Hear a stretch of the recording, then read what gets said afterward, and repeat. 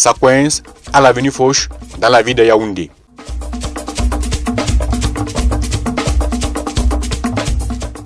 À l'intérieur de la cordonnerie chez Maître Bottier, derrière l'ancien Capitole, Emmanuel Kimfak est en action.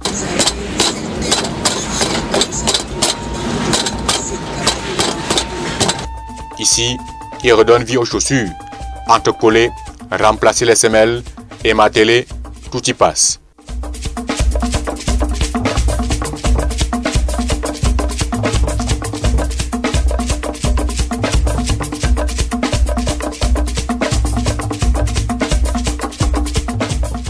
Bon, vous voyez celle-ci qui est venue là, il faut faire le protège-cuir.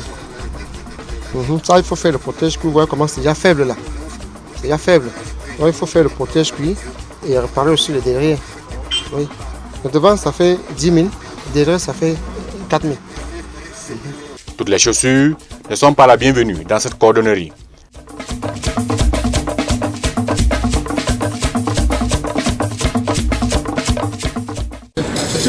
C'est un cuir qui n'est pas fait pour changer de couleur.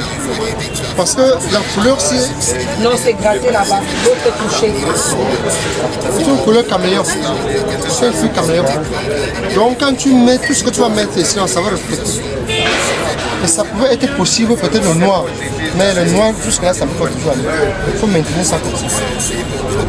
De la réparation à la fabrication, juste un pas. D'abord, le cuir. Ensuite, la maquette du modèle à créer. La coupe, le rassemblage, la couture, le montage et le lissage de la couture.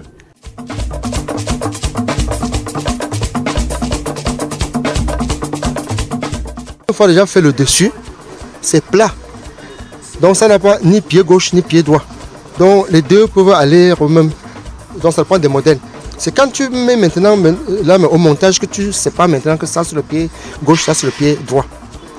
Alors là, quand vous avez déjà fini de coudre, maintenant à ce qu'on appelle la première. Là je suis déjà au champ de la semaine déjà. C'est-à-dire je prépare déjà la semaine pour le montage. Ce qui est à l'intérieur là, on appelle ça première. Bon, les autres peuvent dire patron, mais nous on appelle ça première dans la cordonnerie. Quand tu dis première en cordonnerie, c'est ce que tu veux dire. Voilà. Là, quand tu as déjà préparé ça, maintenant, le dessus que vous aviez cousu là, est lissé et apprêté. Il y a ce qu'on appelle bon bout. Le bout dur. Que vous voyez comme quand on tape, c'est dur là. C'est ça qu'on appelle le contrefort. Il y a le contrefort avant, le contrefort arrière. Quand vous voyez ici, c'est le contrefort arrière. C'est ça qu'il faut maintenant monter. Et c'est des matières spéciaux. Parce que là, mais on ne le rend pas dur au moment qu'on est en train de monter. Quand on est en train de monter, mais il est souple. Pour qu'il prenne toute la forme qu'on va lui donner. Ça prend un temps qu'il durcisse. Une fois déjà monté, alors déjà sur la première, pour préparer maintenant ce qu'on appelle la trépointe. Il y a des chaussures qui prennent les trépointes. Les trépointes, c'est ça, c'est les bords, ce que vous voyez là. Quand vous voyez la semelle, vous croyez que ça a deux couches. Oh, la première couche, mais on appelle ça la trépointe. C'est une sous-semelle qui attend la vraie semelle maintenant. On le passe d'abord. Voilà. Une fois quand on l'est passé, maintenant, on vient avec la semelle.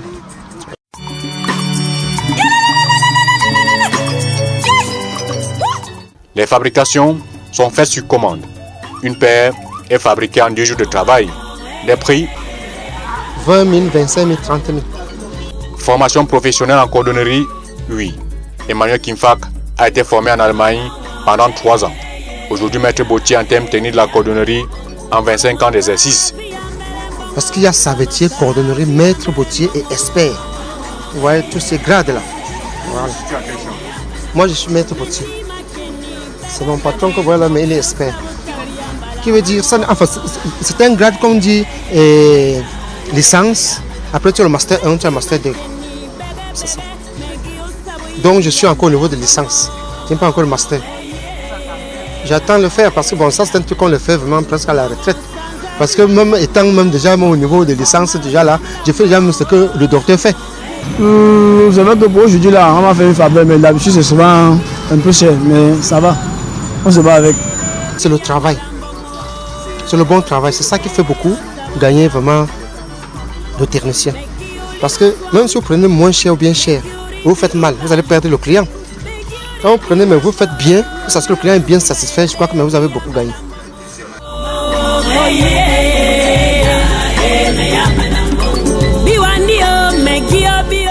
Juste à côté, dans le même couloir, le service d'entretien des chaussures.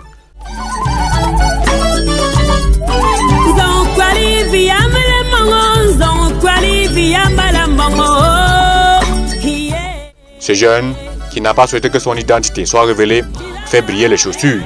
Bon, le cirage, vous savez, vous pouvez avoir un bon cirage, mais la façon d'appliquer, ça ne donne pas le bon résultat.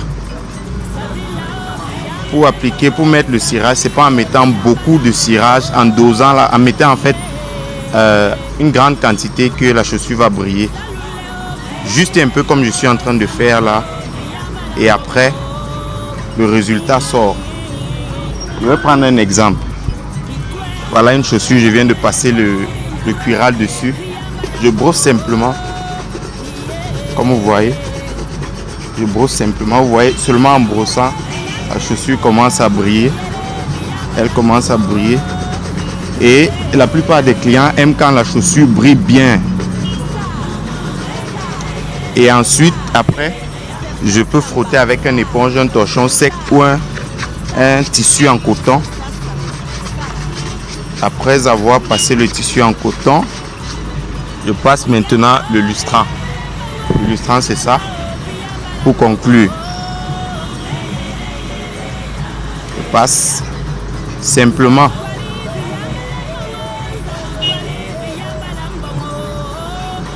Voilà la chaussure. Et quand vous passez le cuiral sur la chaussure, elle ne laisse pas des couches. Parce que quand c'est le mauvais cirage, les couches restent sur la chaussure. On appelle le liquide. C'est ça, il a utilisé les liquides sur son daim. Non seulement ça a fermé les pores du daim, et le daim est devenu comme le cuir. On est obligé de décaper pour obtenir ceci. Maintenant que nous avons obtenu ceci, il fallait maintenant entretenir, relever comme vous avez vu là. On relève et ça donne ce que vous voyez. Bon, quand je scie par exemple une chaussure comme ça, ce que le client a fait, c'est de rentrer, utiliser sa brosse et son lustrant, c'est tout. Il a 1 mois avant de rapporter la chaussure.